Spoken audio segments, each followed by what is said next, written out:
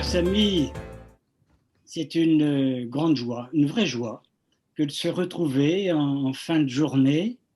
Et c'est Saint-Méry-Hors-les-Murs qui vous accueille pour ce troisième débat. C'est plus qu'un débat, c'est à la fois une réflexion, une information, et je dirais presque un début d'engagement. Saint-Méry-Hors-les-Murs, vous le savez, est lancé dans une aventure ecclésiale comme une communauté nomade. Il y en a beaucoup dans la Bible. Une communauté nomade bien vivante, et je peux vous dire priante, agissante, même réfléchissante à la veille des vacances.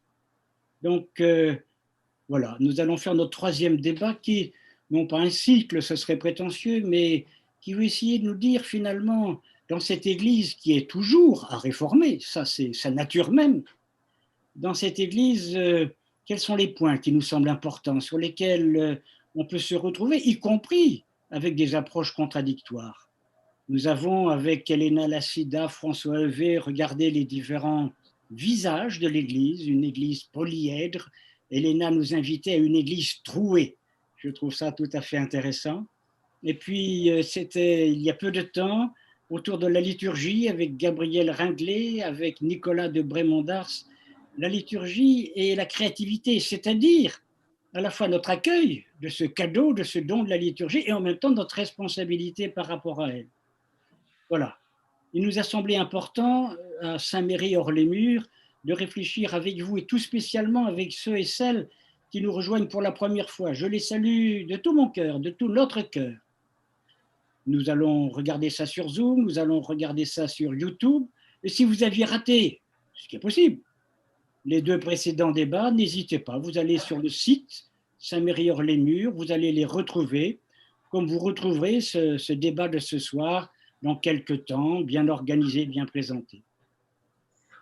Nous sommes quand même dans un rendez-vous tout à fait spécial, c'est celui d'un chemin synodal.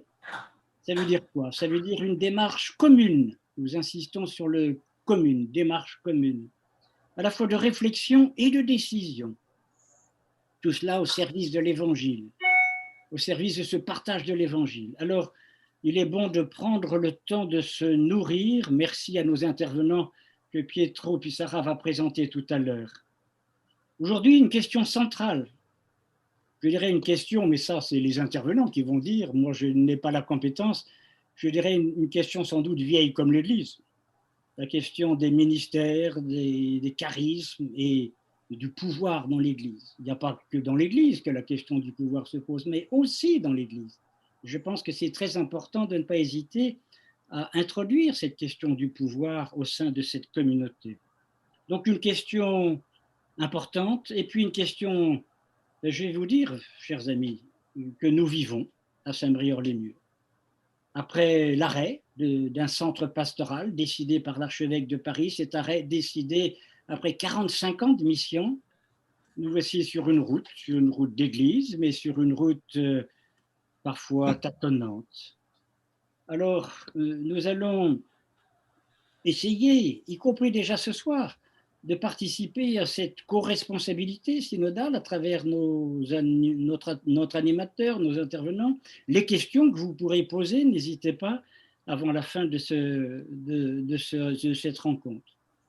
Il y a un livre que nous aimons bien à Saint-Méry-Hors-les-Murs, c'est, en dehors du livre de nos co-intervenants, dont Pietro va parler tout à l'heure, c'est le livre de celui que j'appelle le moine marcheur, François Cassingenat-Tréverdi.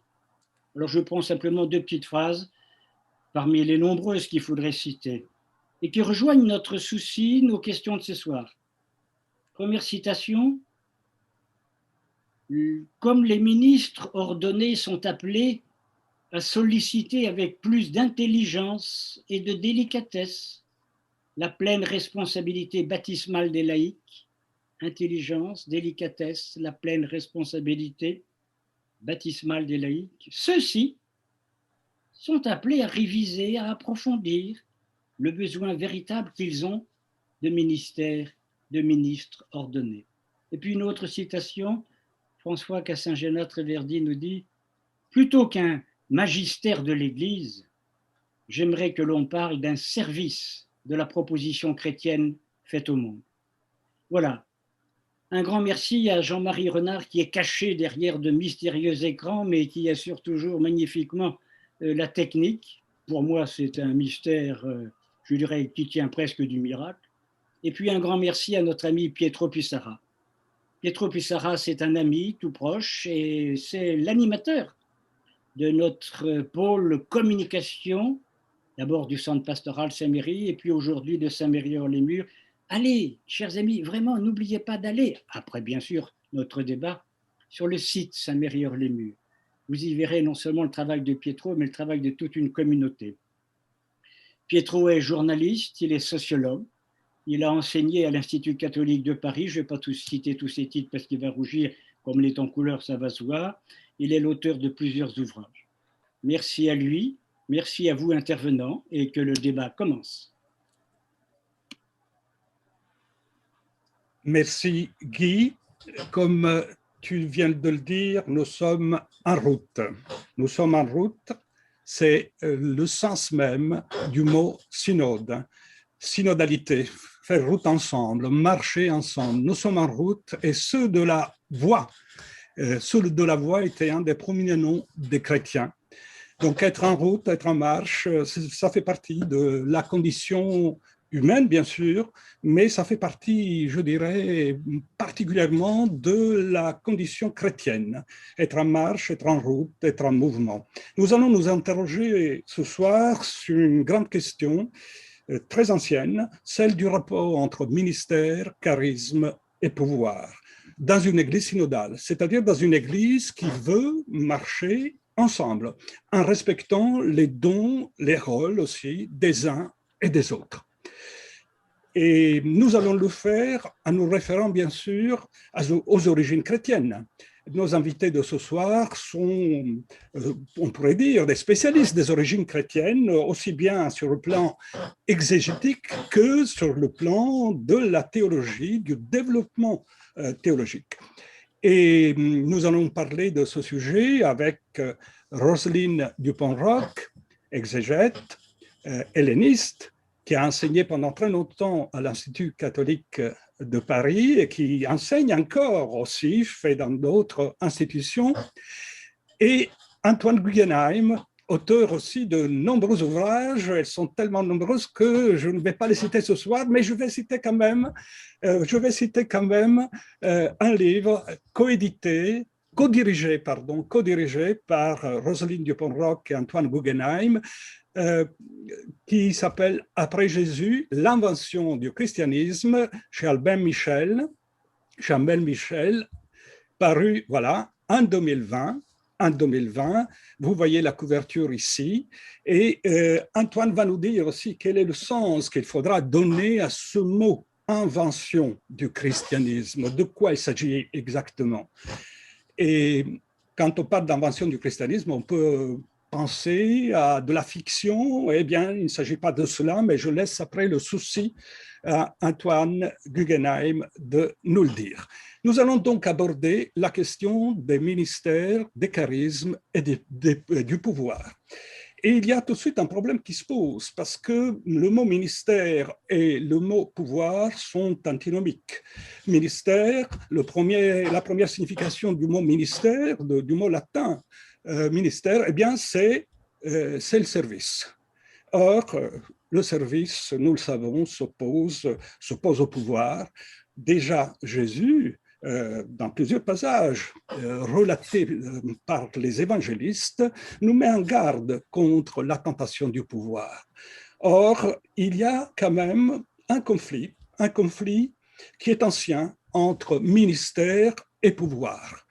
Et quand le pouvoir devient pouvoir spirituel, eh bien, ce conflit est encore plus redoutable. Nous allons quand même essayer d'aborder la question aussi sur le plan du service. Et vous avez eu l'occasion de voir tout à l'heure dans notre générique un tableau du maître d'Alkmaar, peintre des Pays-Bas. C'est un tableau de 1504, donc début du XVIe siècle. C'est un tableau sur les œuvres de miséricorde. La particularité de ce tableau, c'est que nous avons là toutes les 7 œuvres de miséricorde et dans chacune, dans chaque panneau, vous avez le Christ qui est là, le Christ ministre et serviteur.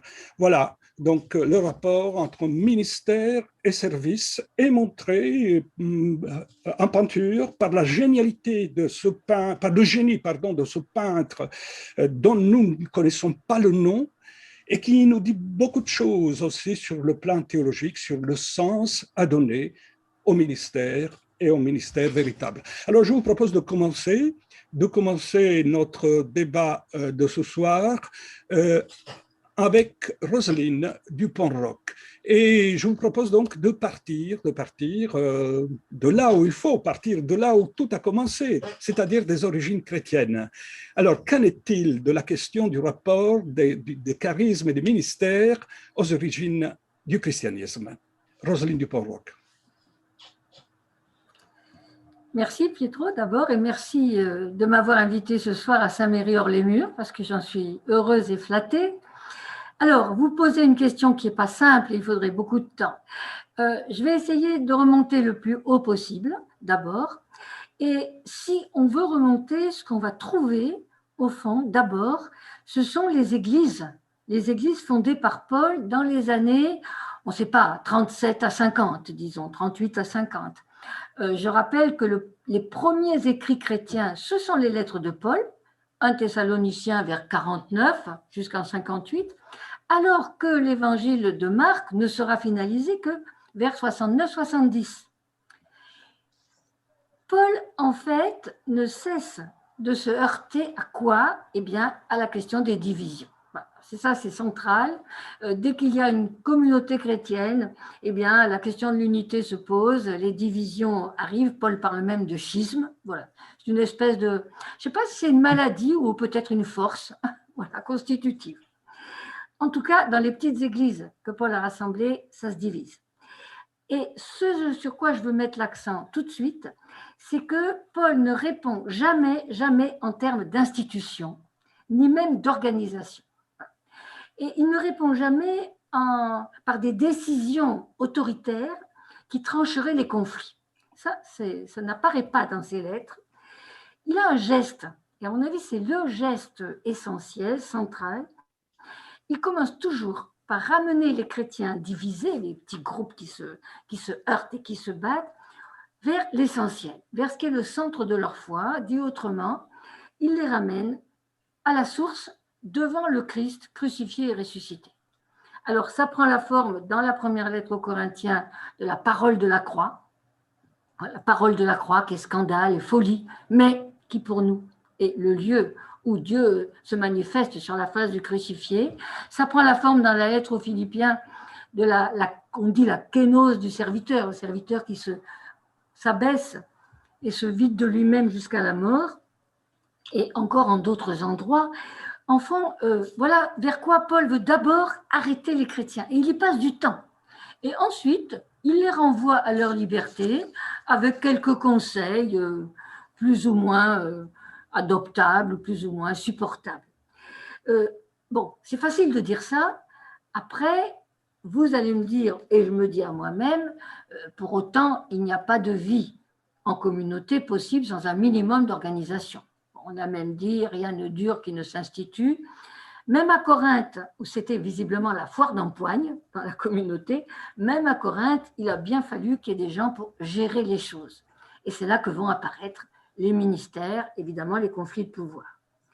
Alors, Paul lui-même, l'apôtre fondateur des communautés, qui est un itinérant, qui ne reste pas sur place. Il reste 1 an et demi à Corinthe, mais de toute façon, lorsqu'il reste sur place, ça se passe mal. Donc, il vaut mieux qu'il s'en aille. Donc, Paul lui-même ne nomme personne. Il ne nomme personne. Visiblement, il fait confiance à ceux qui sont là et qui d'eux-mêmes prennent en charge ou ont déjà en charge le groupe. Et le plus souvent, ce sont des maîtresses de maison. Des maîtresses de maison qui recevaient chez elles, parce qu'elles avaient de quoi et la place, le groupe chrétien, 40 ou 50 personnes, pour le repas du Seigneur. Alors, on peut citer Chloé à Corinthe, et c'est elle, Chloé, qui fait avertir Paul du fait qu'il y a des divisions dans l'Église, même dans le repas du Seigneur. On peut citer un peu plus loin que Corinthe, à Saint-Cré, Phébé. Phébé que Paul appelle d'un terme qu'on ne traduit pas comme ça dans les Bibles, mais on a tort, il l'appelle patronne. Patronne, c'est-à-dire celle qui est à la tête d'eux, celle qui reçoit chez elle. Alors parfois, comme on veut être conciliant, on traduit par hôtesse. Mais hôtesse, ça minimise le terme. Voilà. Phébé est la patronne de l'église de Saint-Cré. Paul va dire aussitôt qu'elle est serviteur, hein, diaconos. Et ce titre-là, il apparaît de façon assez fréquente, et c'est le seul. Paul se l'attribue à lui-même, il l'attribue à d'autres apôtres, comme Apollos. Au fond, c'est le caractère commun de tous ceux qui prennent une charge quelconque que d'être diaconos, de faire une diaconie, ce qui se traduit en latin par ministère. Donc on est en plein dans notre sujet. Et ça veut dire en grec assurer le service entre deux. Dia, c'est qu'on fait passer de l'un à l'autre. Et les actes des apôtres vont préciser les choses en disant que la diaconie, les diacres, ce sont ceux qui sont au service de la table et du partage. On dira dans un vocabulaire chrétien latin et plus tardif de la charité, mais aussi de la table. C'est-à-dire que voilà, ils sont là au repas. Et en même temps, ils sont au service de la parole et de l'annonce de la bonne nouvelle. Alors, on pourrait trouver d'autres titres chez Paul, si on cherche bien, si on gratte bien. On va trouver au début de la lettre aux Philippiens qu'il salue les épiscopes. Alors, ce n'est pas un instrument, hein, c'est une personne. Les épiscopes et les diacres, épiscopoi et diaconoi. Qu'est-ce que ça veut dire? Épiscopoi, on trouve ça à Qumran, en tout cas dans le grec, des surveillants, des gens qui veillent à, voilà, qui regardent et qui veillent. Et toujours ce même diaconoi, des gens qui assurent le service entre deux. Ceci dit, une fois qu'il les a salués, il n'en parle absolument plus. Voilà. On ne sait absolument pas ni ce qu'ils font, ni ce qu'ils sont. Et c'est à peu près tout. On a une longue liste de salutations à la fin de la lettre aux Romains, avec des personnes qui sont soit des hommes, soit des femmes, soit des couples, soit même des frères et sœurs. Mais ceux-là sont des apôtres itinérants qui ne restent pas dans les communautés. Au fond, comment s'organisent les communautés pauliniennes? Eh bien, par les possibilités locales, et j'y reviendrai tout à l'heure avec les charismes, et par le fait que l'apôtre qui a fondé la communauté s'en va et écrit, voilà, des lettres. Et la lettre pastorale, ça sera vraiment un instrument d'unité dans les églises, au moins dans les 3 premiers siècles, et même plus tard. Alors, si on reste dans la suite de Paul, en fait, c'est beaucoup plus tard, à la fin du 1er siècle, donc Paul disparaît dans les années 65-68, à la fin du 1er siècle, avec les successeurs de Paul et peut-être même la 3e génération, les lettres à Timothée et à Tite, qu'on va voir quelques précisions. Alors là, on a des termes de fonction qui restent d'ailleurs relativement flous. On voit apparaître un groupe des anciens, un presbyterion, déjà présent. Alors, presbytès, c'est l'ancien, presbyterion, c'est le groupe des anciens, et ils étaient déjà présents dans les communautés juives. Et Antoine le redira, les chrétiens adoptent ou poursuivent l'organisation des communautés juives quand ils en viennent. Ça, c'est clair. Parmi ces anciens, dans ce presbyterion, on voit émerger un épiscope. Alors là, maintenant, il n'y en a plus qu'un, un surveillant. Il y a aussi des diacres, diaconoi, hommes et femmes. Pour tout ce monde-là, les exigences morales sont fortes. Mais alors, ce qu'ils ont à faire, leur rôle, c'est à peu près pas défini. On ne sait pas trop ce qu'ils font. En gros, ils se dégagent un peu pour tout le monde la même chose. Veiller à un enseignement sain, S-A-I-N, hein, un enseignement qui ne soit pas perverti. Et d'autre part, à des modes de vie, veiller à des modes de vie qui ne scandalisent pas. Voilà, c'est à peu près l'essentiel. Au fond, il va falloir sortir du Nouveau Testament et attendre le début du IIe siècle pour qu'Ignace d'Antioche, Ignace évêque d'Antioche, fasse dans ses lettres de l'épiscope évêque, qui devient l'évêque, au fond, une figure d'unité. Et on se demande si vraiment Ignace a vécu comme ça l'épiscopat, parce qu'alors c'était vraiment l'homme orchestre, il pouvait tout faire. Ou si simplement il montre que rien ne peut se faire sans l'évêque, parce que l'évêque c'est la figure de l'unité. Et quand il dit ça, il est parti, il est en route vers le martyre, vers Rome. Alors, l'évêque ou l'épiscope chez Ignace est accompagné d'un groupe d'anciens, d'un presbytérion, et aidé par des diacres, diaconotes. Ceci dit, on est en 115 et Ignace, en fait, est en avance au moins d'un demi-siècle, sinon plus, sur son temps. Ailleurs, on continue à avoir une organisation extrêmement diverse, extrêmement floue, suivant les endroits et les lieux. C'est l'organisation locale des communautés qui prime. Voilà, je m'arrête là pour l'histoire et je reviens à Paul pour essayer d'articuler un peu cette histoire de pouvoir. Oui, oui, il y a toujours du pouvoir. Ministère et charisme. Ce qu'on peut affirmer, et je m'appuie sur 1 Corinthiens 12, mais aussi sur la lettre aux Romains, c'est que pour Paul, il n'y a pas de ministère, diaconie, il n'emploie que le mot diaconie, ou de charisme privilégié. Ça s'articule de la façon suivante. Chacun dans la communauté a reçu un charisme, un don de l'Esprit Saint, et ce don le met au service de tous. C'est son don qui le met au service de tous, du bien commun, ce service étant le ministère, la diaconie. La diaconie. Chacun a un don de l'Esprit Saint, un charisme. Alors le charisma, c'est la monnaie de la grâce. La grâce, c'est charis. Eh bien, le charisma, c'est la façon dont elle se manifeste dans une communauté. Il y a une multiplicité de charismes divers. Ils sont complémentaires, ils sont tous nécessaires et ils sont surtout ni hiérarchisés, ni réservés, ni privilégiés. Alors, Paul donne des exemples et il fait exprès de brouiller les pistes. On ne peut pas essayer de mettre les choses en hiérarchie, ce n'est pas possible. L'un a le don de guérison, l'autre de la prière. On pourrait ajouter, il y en a un qui sait faire les bouquets de fleurs.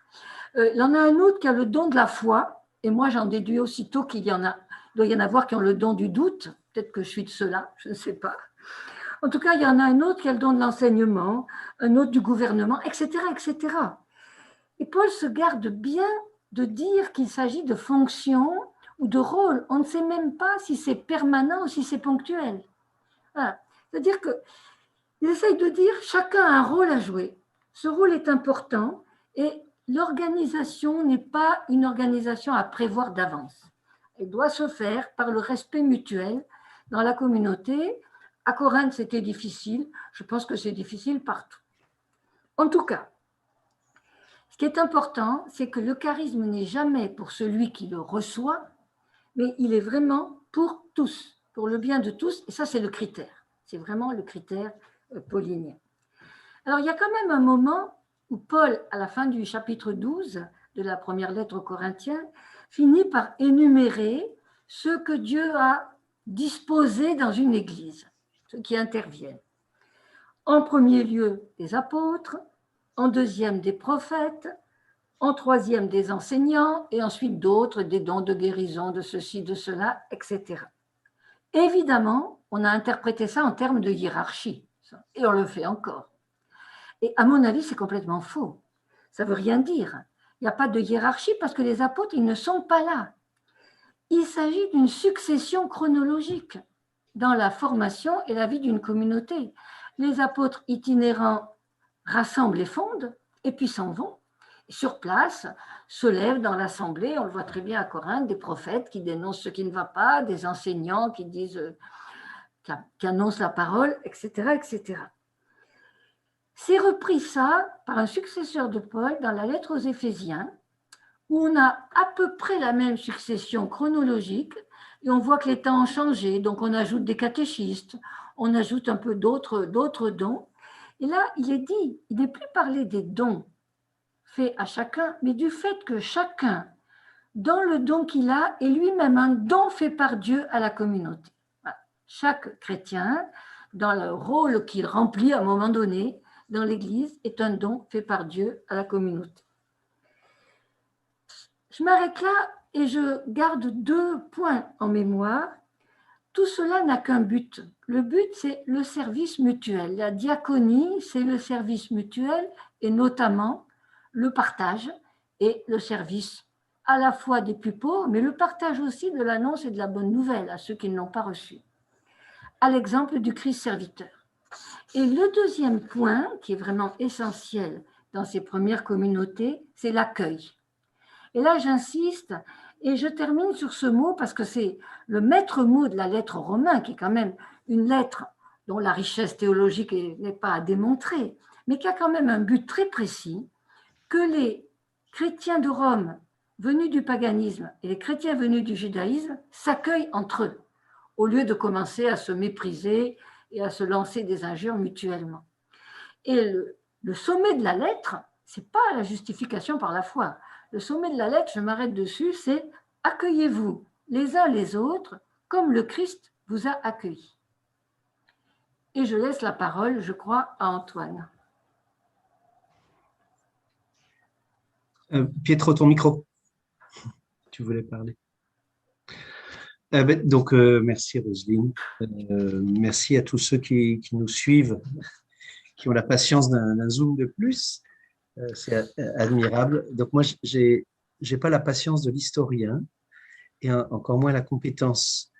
Donc, je vais partir de ce que j'ai découvert en accompagnant l'équipe du conseil scientifique de ce livre Après Jésus. Ce que j'en ai découvert, qui est extrêmement profond et fructueux pour moi, pour la situation qui est la nôtre et qui est en particulier la vôtre, amis de Saint-Méry-Hors-les-Murs. Donc, ce que nous cherchons, c'est une nouvelle manière de faire Église. Et nous le cherchons parce que nous sommes en un temps nouveau. Et bien, c'est ça l'Église. C'est une nouvelle manière de faire Église en un temps nouveau. C'est le sens profond du mot invention. Ce mot invention est sans doute connaturel au christianisme, en raison de son enracinement dans le judaïsme et du lien qu'il a voulu maintenir à une personne, Jésus de Nazareth, qui n'est pas un fondateur de religion. Mais à partir du moment où il fallait instituer dans l'histoire, il y a forcément invention dans le sens le plus noble du terme. Et je repars comme Roselyne du donné premier de l'après-Jésus, qui est l'Église. Mot étrange, mot qui vient de notre histoire, de l'histoire gréco-romaine, et là je me suis laissé enseigner par Roselyne, et de l'histoire juive, bien sûr, à l'origine. Au début, nous avons juste besoin de nous libérer des surcharges du mot dans le langage quotidien, dans le langage médiatique, dans le langage théologique. Libérons-nous de ces surcharges qui envahissent la compréhension et qui vont nous gêner. L'Église, pour les Grecs, c'est l'assemblée d'hommes libres. D'hommes, pas de femmes. De libres, pas d'esclaves. De Grecs, pas de barbares. Le mot Église, qui vient aussi des racines de la Septante, donc du monde juif, c'est l'assemblée liturgique du peuple de l'Alliance. C'est entre ces deux pôles qu'elle évolue. Nous croyons profondément, tous, je pense, que l'Église du Christ est une dans la diversité. L'unité est primordiale parce qu'elle est le seul moyen de garantir le respect de toutes les diversités. Être serviteur de l'unité veut dire se mettre dans la position de respecter tous et d'aider tous à respecter tous. Diversité dans l'espace, plus encore diversité dans le temps. Diversité dans les appels, diversité dans les existences.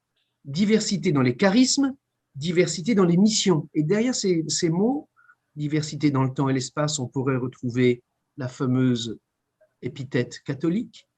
Dans la diversité des existences et des appels, on pourrait retrouver le fait que nous sommes tous et toutes apôtres. C'est le mot commun. Dans la diversité des charismes et des missions, on pourrait retrouver que nous sommes tous appelés à la sainteté et que nos charismes et nos missions en sont le chemin et déjà l'avant-goût. Voilà l'Église diverse grâce à l'unité. Si telle est notre situation, de chercher une nouvelle manière de faire Église parce que nous sommes dans un temps nouveau, nous nous heurtons à un obstacle aujourd'hui, par rapport auquel je dirais juste qu'il faut en sortir.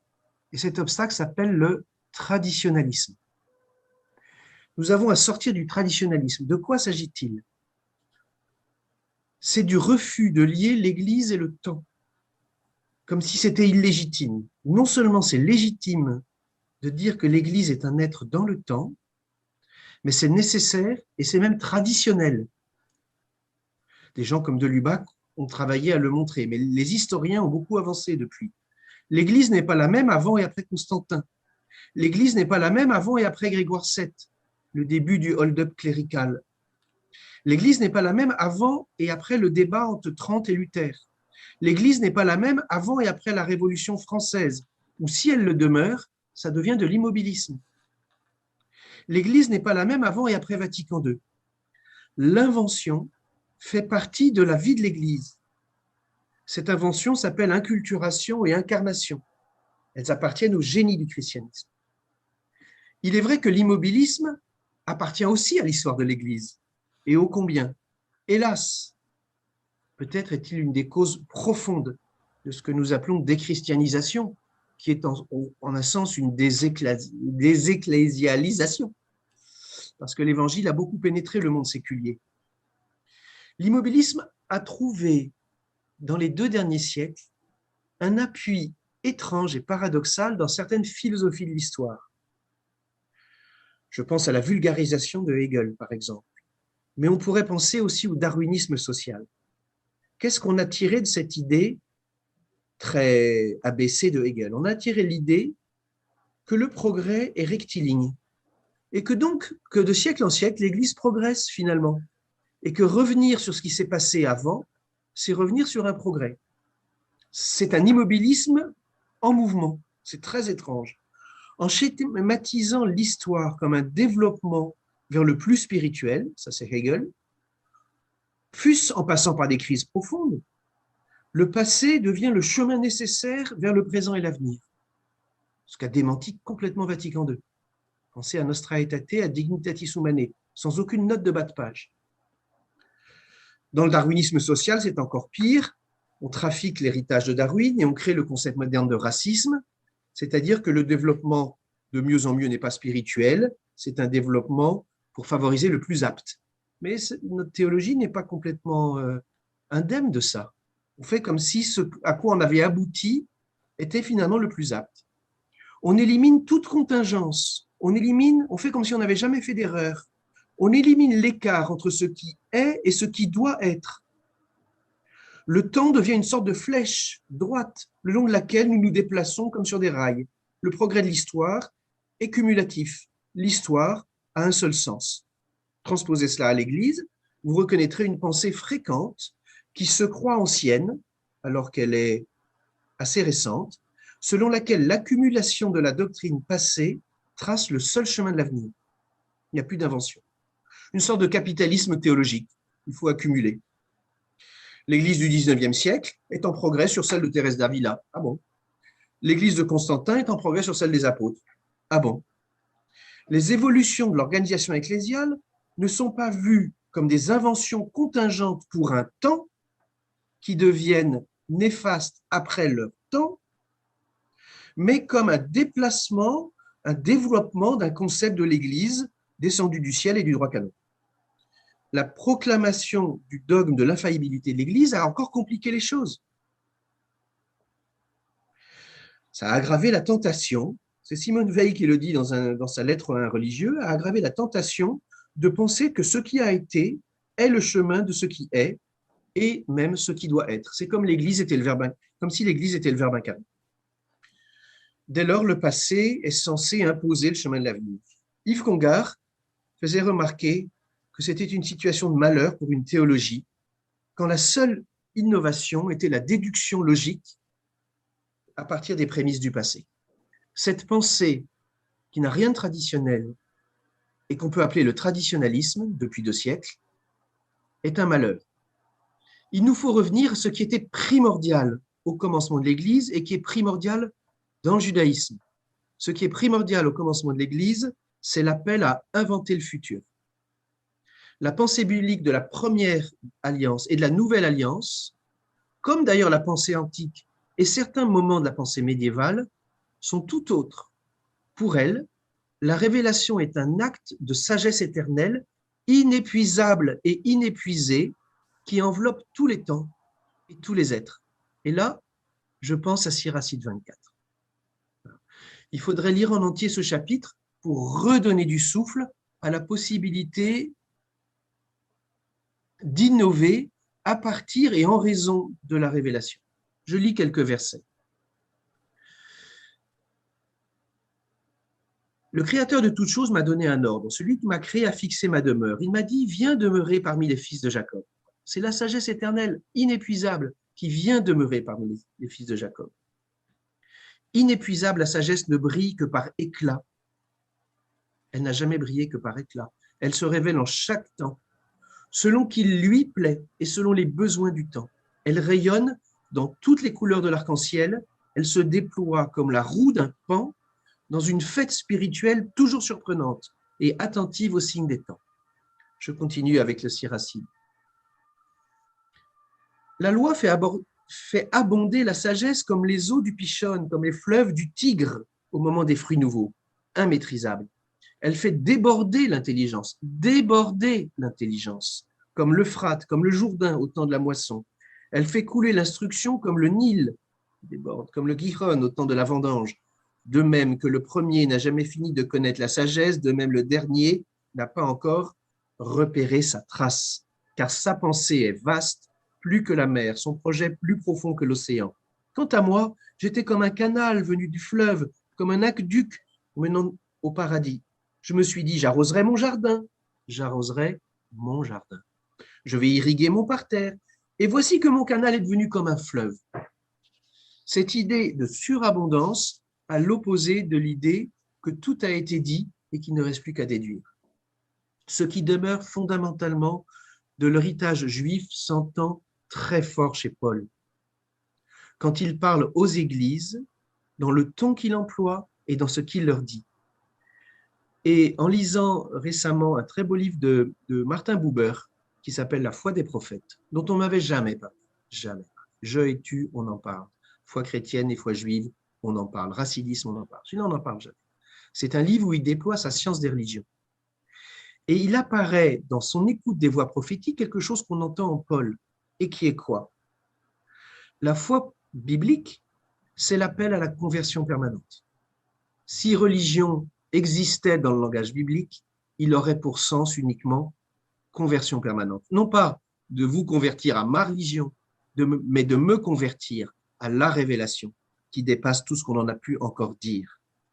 La foi biblique, c'est l'imprégnation d'un peuple, Israël, d'une communauté, l'Oumma,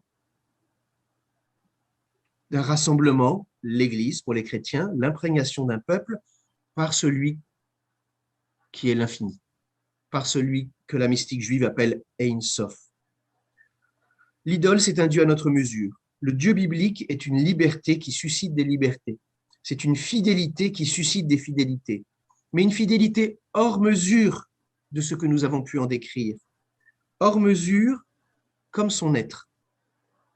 Paul, comme les prophètes, en s'adressant au peuple, aux églises, suggère sans arrêt le mouvement. Romains 12. Ne ralentissez pas votre élan, restez dans la ferveur de l'esprit, servez le Seigneur, ayez la joie de l'espérance, tenez bon dans l'épreuve, soyez assidus à la prière. D'où vient cette énergie de l'apôtre incroyable, sinon de la conscience que le très haut s'est fait le très bas?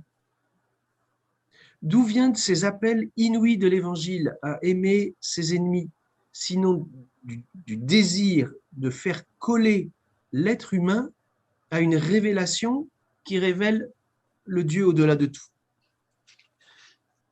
C'est exactement l'enseignement de la Torah, c'est l'enseignement du Deutéronome. C'est parce que Dieu est le Très-Haut qu'il défend la veuve et l'orphelin. C'est parce qu'il est le Très-Haut que le riche ne peut pas le corrompre. C'est parce qu'il est le Tout-Puissant qu'il prend souci du faible. Il est au-delà de nos prises. Jamais un Dieu égyptien, un Dieu mésopotamien, un Dieu gréco-romain, et ce n'est pas les mépriser, ni même le Dieu de Platon et d'Aristote n'a atteint ce degré de transcendance que le Dieu du judéo-christiano-islamisme. Transcendance qui se reconnaît dans une conversation avec Abraham, dans une conversation, dans une immanence. Et pourtant, La caractéristique la plus essentielle de ce Dieu est sa proximité, son intimité dans la vie des personnes et des communautés. Faire peuple, faire église, faire communauté. C'est un Dieu auquel on adhère. Mais dans l'histoire avec un grand H, dans l'histoire avec un petit H, c'est le Dieu qui appelle sans cesse à la conversion, parce qu'il est justement lui-même inépuisable et inépuisé.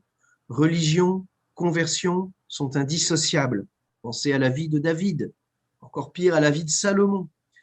Religion, conversion sont quasi synonymes. Teshuva, revenir, pour ces trois religions sœurs. Et Paul est en ce sens purement dans l'esprit des prophètes.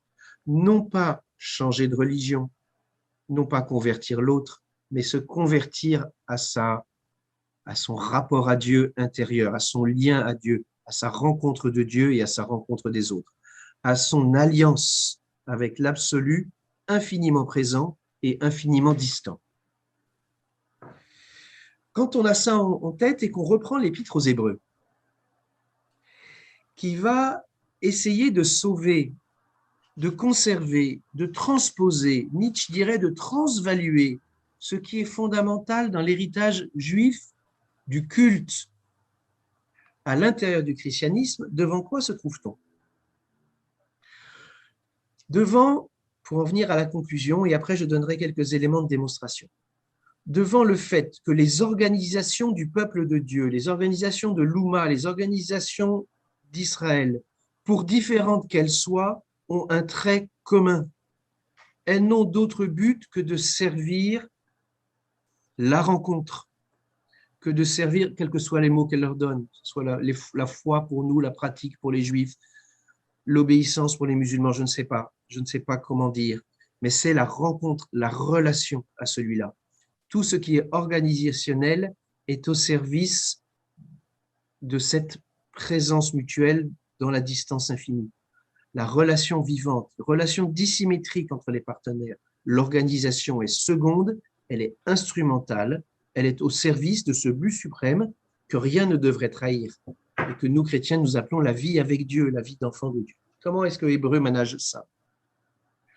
Le partenaire de la parole, c'est le peuple, chapitres 3 et 4. Le peuple conduit au désert, et le peuple qui est au désert est mis devant l'épreuve de ce que l'Épître aux Hébreux appelle pour le peuple d'Israël au désert, l'annonce de la bonne nouvelle, celle de la libération. C'est la parole de Dieu qui se choisit des instruments, Moïse et les autres. Et s'il y a un ministère de la parole qui est le premier de ceux qui, à l'école d'Aaron, chapitres 5 et 6, sont prêtres, ce ministère est inclus dans la fidélité de Dieu. Qui dit ministère, Roselyne disait, dit possibilité de pouvoir. Pourquoi? D'où cela vient-il? Que le service devienne possibilité de pouvoir.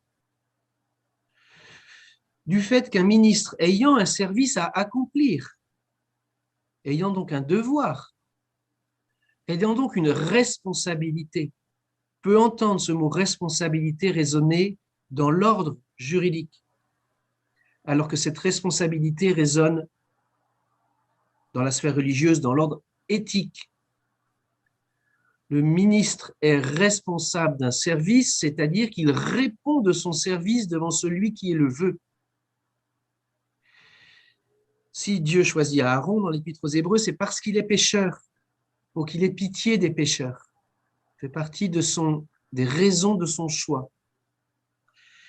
Si Dieu choisit Jésus comme prêtre, est le seul qui est du sacerdoce dans la Nouvelle Alliance, le seul, s'il choisit Jésus comme prêtre, c'est parce qu'il est le ressuscité, qu'il est porteur d'une vie qu'il a reçue en raison de la crucifixion, parce qu'il est élevé à la droite comme le serviteur fragile d'un des saints, d'une responsabilité qu'il n'exerce jamais comme pouvoir. Le ministère devient pouvoir si on se mésentend sur le terme de responsable. Responsable, ça ne veut pas dire être le patron des autres, comme dans une entreprise. C'est qui ton responsable? Ça veut dire celui qui répond de toi ou celui qui est responsable pour toi, c'est-à-dire qui se met au service de tes capacités, de ton développement, de tes capacités relationnelles. Dans l'Épître aux Hébreux, le ministère sacerdotal qui n'est que celui de Jésus n'est pas partagé. N'est pas partagé. L'Église catholique a tranché, et Pietro le rappelait tout à l'heure, Guy plutôt, il existe des ministères ordonnés parmi lesquels il y en a un qui a une dimension sacerdotale. Mais ce n'est pas son sacerdoce, c'est celui de Jésus. C'est le sacerdoce unique de l'Église, diffracté. Il n'y a pas d'autre prêtre que Jésus. Il n'y a pas d'autre responsable de la croissance spirituelle des chrétiens que Jésus. Je ne sais pas comment ceci peut entrer à nouveau dans une Église en itinérance. Sans doute par une réflexion globale sur les ministères. Que demandera le fait de penser les ministères aussi au féminin. On ne peut pas oublier que de la même manière que la théologie a été faite essentiellement par des gens pouvant faire 5 années d'études et pouvant se payer ces études ou se les faire payer, et que les exclus les plus pauvres, dont Brzezinski dit qu'ils sont l'Église et qu'ils connaissent Dieu de manière unique, n'ont pas été appelés à développer une théologie qui s'enseigne. De la même manière que peu de Juifs ont contribué à transmettre l'intelligence des Écritures et qu'on a nourri une sorte de jalousie dans la lecture des textes, de la même manière, on a développé une théologie des ministères à la manière dont les hommes pensent. On est donc au début d'un temps nouveau qu'on abordera les uns et les autres selon ses tempéraments et ses charismes, certains avec militance, certains avec impatience. Mais les charismes sont communs à tous, donc on a tous le droit d'être un peu impatient, on a tous le droit d'être un peu militant, mais on a le droit aussi de participer à la réflexion, de passer de l'indignation à la réflexion, de considérer que nous sommes aussi responsables, pas au sens de coupables de ce dont nous héritons, mais que nous devons porter réponse à ce dont nous héritons pour un temps nouveau dont il faudrait interroger un ou deux sociologues pour savoir pourquoi il invente et il invite une nouvelle invention du christianisme. Voilà, je vous remercie. Merci beaucoup. Merci à Roselyne et merci à Antoine.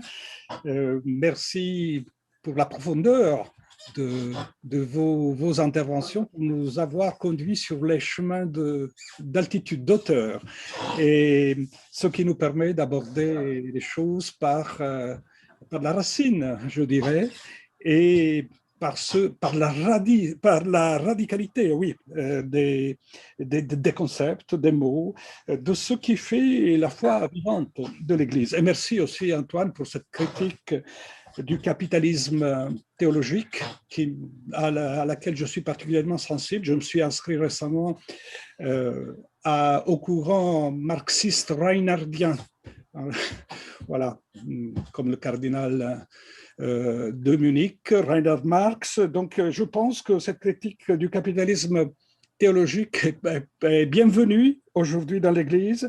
Et surtout, merci pour cet appel à l'invention. Il s'agit d'inventer le futur. Souviens-toi de ton futur. C'est un beau paradoxe. Et je crois que nous sommes aujourd'hui appelés aussi par le pape François à réinventer l'Église. Et d'où mes questions qui vont concerner donc la synodalité, le rapport entre la synodalité et les ministères et les charismes dans l'Église. On ne l'a pas cité, mais il y a aussi un passage de la première lettre de Pierre qui aborde la question aussi du rapport avec le pouvoir.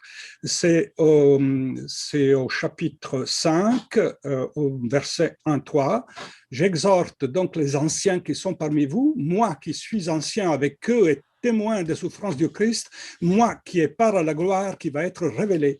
Paissez le troupeau de Dieu qui vous est confié en veillant sur lui, non par contrainte, mais de bon gré, selon Dieu, non par cupidité, mais par dévouement. N'exercez pas un pouvoir autoritaire sur ceux qui vous sont échus en partage, mais devenez les modèles du troupeau. » Voilà, je crois que là est posée la question du rapport avec le pouvoir et c'est une question que François, à sa manière, nous pose aussi quand il écrit dans le document qui est réformé qui a réformé le synode, qui a réformé le règlement du synode des évêques, le document Episcopalis Communio de 2018, quand il nous rappelle que la synodalité est affaire de tous. Il s'agit du synode de l'évêque, mais c'est l'Église tout entière qui est synodale et qui est appelée au mouvement, à dépasser le fixisme des doctrines, des organisations, à se mettre en mouvement, à se laisser interroger par l'esprit. Et donc, la question que je vous pose, on est au fond encore dans cette tension entre la fidélité au don de l'esprit, la fidélité à cet engagement qui consiste en un mouvement incessant pour faire avancer, voilà, pour que l'œuvre de Dieu se manifeste dans toute sa plénitude, mais tout en sachant que nous ne pouvons pas faire grand-chose, mais nous pouvons tout de même contribuer pour notre part. Et voilà, le mouvement, il y a cette contradiction entre cette tendance au mouvement et la défense de l'institution, le fixisme justement dénoncé par certains.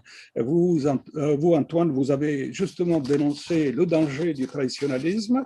Et voilà, comment aujourd'hui articuler justement ce problème, la nouveauté qui est en route, qui est en marche, qui essaye de s'exprimer, et la tentation du fixisme et de l'immobilisme, dans l'Église bien sûr. Roselyne? Moi, la question me dépasse largement. Mais enfin, je pense que d'après ce que l'on vient de dire et ce que j'entends, il s'agit au fond de rendre à chacun le fait qu'il est charismatique dans l'Église. Et au fond, c'est ça qui est, à mon avis, d'abord complètement oublié. On a pris trop l'habitude, en fait, ça fait partie de la construction de l'immobilisme, de l'Église enseignante et de l'Église enseignée, de l'Église dirigeante et de l'Église dirigée. Or, il me semble que le renversement opéré déjà par Vatican II, et c'est peut-être pour ça qu'on essaye de l'oublier, c'est que c'est chacun qui est responsable au fond du charisme qu'il a reçu et de l'Église tout entière. Et à mon avis, ça, c'est d'abord une chose qu'il faudrait enseigner aux chrétiens, parce que c'est d'abord ça qu'ils ne savent pas. Pour moi, il y a d'abord ce problème de fond, c'est que sans jamais le formaliser, sans jamais qu'ils le disent, chaque chrétien est intimement convaincu que non, c'est pas lui. C'est pas lui, il est là, oui, très bien. Mais au fond, c'est pas à son niveau que se prennent les décisions.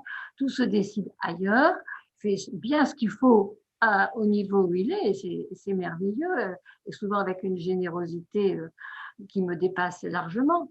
Mais on n'enseigne pas aux chrétiens de base cette conviction qu'il est responsable de l'Église et de la bonne nouvelle, et qu'il est acteur. Pour moi, la révolution, elle est d'abord à faire là, avant de débranler des institutions qui, de toute façon, résistent ou résisteront ou ne résisteront pas, j'allais dire, peu importe. Voilà, moi, je vois cette idée des charismes de Paul, c'est bien que chacun en a un et que tous sont nécessaires. Il y a l'image du corps. Le corps ne fonctionne pas. Si je vous coupe 2 doigts de pied, vous ne tiendrez plus debout. Et pourtant, un doigt de pied, qu'est-ce que c'est? Bon, ce sont des images, mais à mon avis, c'est la mentalité profonde chrétien de base qu'il faut arriver à faire avancer. Quand on parle des origines chrétiennes, et vous l'avez bien rappelé, il n'est absolument pas question, quand on pense aux origines chrétiennes, il n'est absolument pas question de hiérarchie. Or, voilà, c'est ce mot hiérarchie qui arrive à biaiser toute réflexion sur le rapport entre justement les différents ministères ordonnés et le peuple des baptisés. Il faut repenser donc aussi cette... Il faut la relativiser, c'est ce que le Concile Vatican II a commencé de manière très ferme à faire. C'est un terme qui a son histoire et bon, c'est un problème de l'Église catholique, c'est-à-dire qu'elle aime ménager des transitions plutôt que des ruptures. Nos amis protestants sont très forts à se réformer par rupture. Nous n'aimons pas trop ça. Alors, donc, les transitions peuvent être tellement longues qu'à la limite, à la fin, il n'y a plus rien à transitionner. Mais donc, ce qu'a fait Vatican II, on sait, et puis de manière très théologique, en fait, hein, les 2 premiers chapitres sur l'Église comme mystère et l'Église comme peuple, précédant, c'est pas tant que le peuple précède la hiérarchie, ça c'est déjà important de le dire, mais c'est que imaginer qu'il existe dans l'Église une hiérarchie est second par le fait d'affirmer qu'il existe un peuple. Voilà. C'est une première étape. Dire que l'Église est un peuple, c'est méditer sur son mystère. Dire qu'il y a une hiérarchie, c'est méditer la différence des états de vie, et comme on pourrait déjà dire, les ministères, etc. Bon, tout le monde n'a pas envie de faire toute sa vie autre chose. Voilà. Et après, le problème, c'est qu'on est dans un moment assez particulier aujourd'hui de durcissement, qui ne va peut-être pas durer si longtemps que ça, mais qui est un vrai hold-up, qui est à nouveau un hold-up. C'est-à-dire que non seulement il n'y a pas de séparation des pouvoirs, qui est quand même la solution sage inventée par nos pères des Lumières, le pouvoir étant un phénomène qui existe parce que l'humanité est toute pécheresse, au moins essayons de les séparer pour qu'ils puissent se contrôler un peu les uns les autres de l'extérieur, donc les 3 pouvoirs judiciaires, législatif et exécutif. Nous, c'est complètement rassemblé, et en plus, c'est rassemblé dans la figure sacerdotale, qui est normalement la figure, j'allais dire en Israël, du fonctionnaire du culte. Donc, c'est des fonctionnaires voilà, qui font leur ENA et qui en plus se cooptent et se promeuvent les uns les autres. Donc, il y a un système qui, dans une organisation saine d'aujourd'hui, serait tout de suite dénoncé comme pervers, et pas simplement dans les cas de perversité éthique, morale qu'on connaît, mais comme perdant de l'énergie. C'est un système qui a pu être adopté à l'époque de la féodalité en disant il y a une féodalité laïque, on va faire une féodalité religieuse, ça pouvait se comprendre. Mais quand la féodalité laïque s'est effondrée à la Renaissance, il y avait autre chose à penser, et c'est plutôt Luther qui l'a pensé, qui est la triple charge de tous. Voilà. Et comment faire pour que la charge de tous ne débouche pas dans la guerre de tous contre tous? Ben, c'est ce que disait Roselyne, c'est-à-dire c'est l'Évangile. L'Église, c'est parmi tous les rassemblements humains qui existent, celui qui se sent le plus obligé de temps en temps quand même de relire l'Évangile pour voir si elle est dans le bon axe. Voilà. À l'ONU, on le fait un petit peu moins souvent, à l'Assemblée nationale, un petit peu moins souvent, chez Vivendi, un peu moins souvent. Mais à l'Église, on se sent obligé de le relire. C'est notre chance. On veut revenir à Jésus. Ben, c'est ce retour de tous par la lecture déjà des évangiles, par le fait de se dire « Attendez, mais je n'ai pas tout compris, et je vais discuter, et puis je vais discuter à plusieurs. » Parce que moi aussi, même si je ne suis pas dans la hiérarchie, je peux avoir les mêmes défauts que ceux qui y sont, et faire de ma responsabilité un pouvoir. Donc, il ne suffit pas de libéraliser les organismes. Je pense souvent à l'Église de Suède, c'est-à-dire c'est une Église qui est constituée à la manière dont se constitue la société moderne. Il y a des femmes homosexuelles évêques avec leurs compagnes, etc. On peut dire que c'est le paradis. Mais non, les églises sont vides. Les églises sont vides. Parce que, voilà, c'est de tous que ça vient. Mais chacun à sa mesure. On n'est pas tous faits pour dire que la religion est la dimension la plus importante de notre vie. Et un chrétien qui dit la religion, c'est la 14e dimension de ma vie, mais il a quand même quelque chose à dire.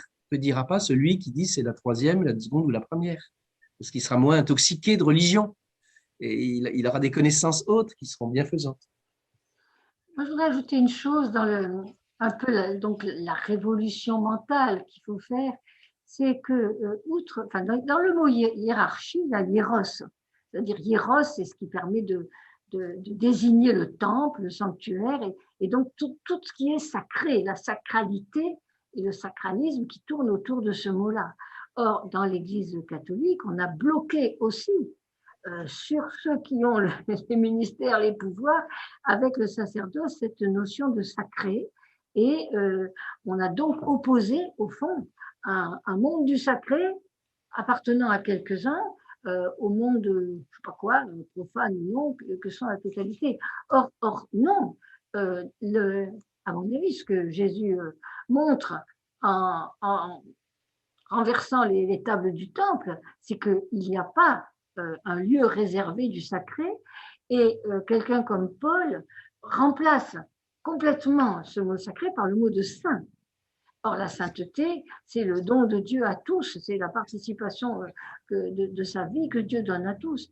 Et à mon avis, si on arrivait à faire comprendre aux gens qu'il n'y a pas une opposition entre sacré et pas sacré dans le monde chrétien et dans la foi chrétienne, il y a le fait que tous, Antoine disait, sont appelés à la sainteté.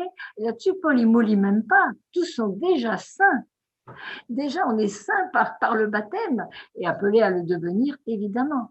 Mais il y a donc cette espèce d'affirmation profonde que le don premier de Dieu, il est déjà là et donné à tous. Et finalement, il n'y en a pas d'autre qu'à développer et à mettre en œuvre celui-là. Les trois mots qui font système, c'est sacré, pouvoir et violence. Voilà. Et c'est les trois mots dont le christianisme se passe.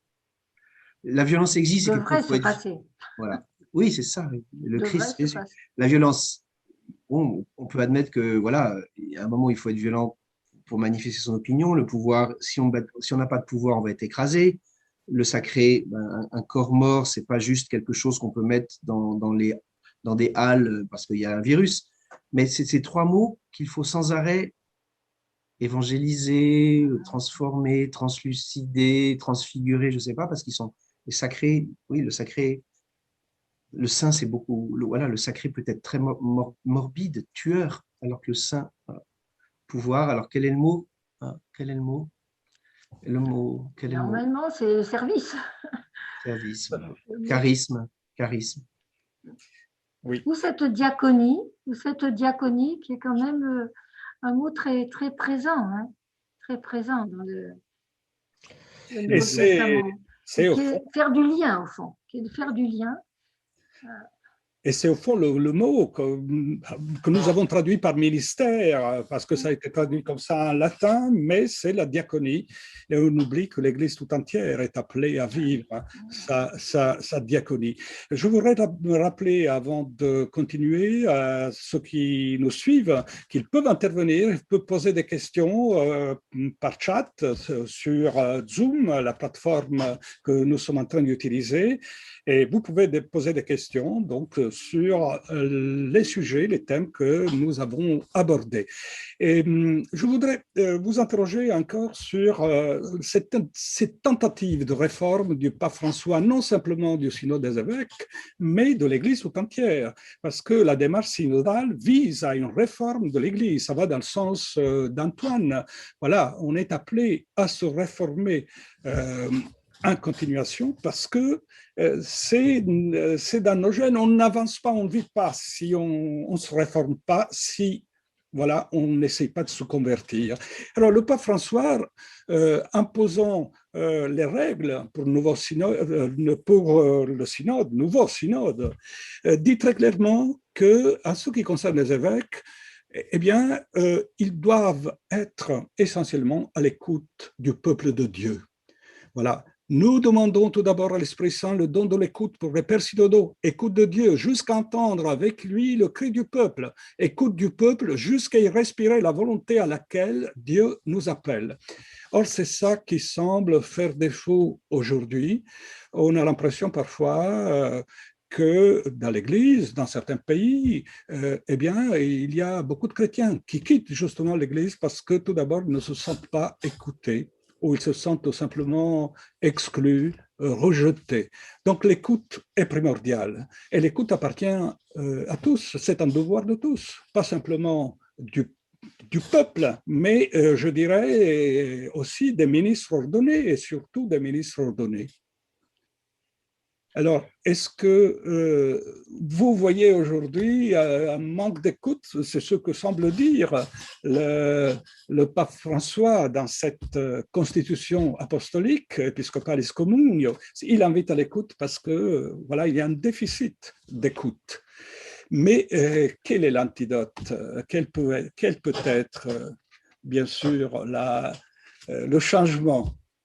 Je dirais toujours la conversion, mais je voudrais entendre votre opinion. Pour moi, c'est assez bien dit au numéro 5 de cette constitution du pape François, donc vraiment, je te remercie de me l'avoir fait connaître. Il dit ceci: l'évêque est également disciple du Christ, pas simplement maître, mais disciple, magistère, disciple.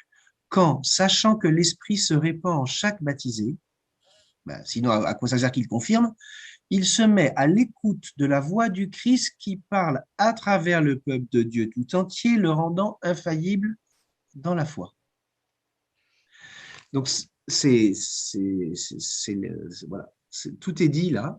Le changement, c'est de se mettre à l'écoute de l'Esprit qui parle en chaque baptisé. Moi, je voudrais ajouter une petite chose, un peu méchante. Je trouve qu'on est quand même cruellement paradoxaux.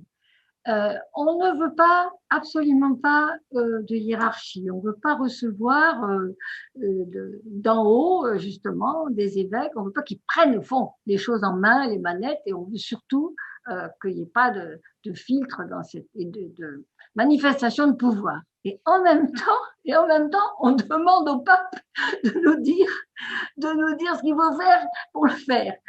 Il faut savoir, si on n'en veut pas, il faut faire nous-mêmes. Je trouve que là, on a un petit peu tendance à être. C'est trop facile. C'est trop facile. Bien sûr, la critique est aisée, l'art est difficile. Bien sûr aussi, on sait bien que il y a trop de pouvoir en jeu dans la façon dont est organisée, hiérarchisée l'Église catholique. Il y a des moments où je me dis, faut arrêter de jouer aux imbéciles. Là. Si on prenait un peu les choses en main, peut-être que ça irait mieux, je ne sais pas. Voilà. Deuxièmement, je vais dire ce que dit le pape. Pour moi, ça vient directement, là encore, des débuts et du Nouveau Testament et des Écritures dans la lettre aux Éphésiens, dont j'ai peu parlé, mais j'ai dit que ça reprenait l'espèce de succession qu'introduit Paul.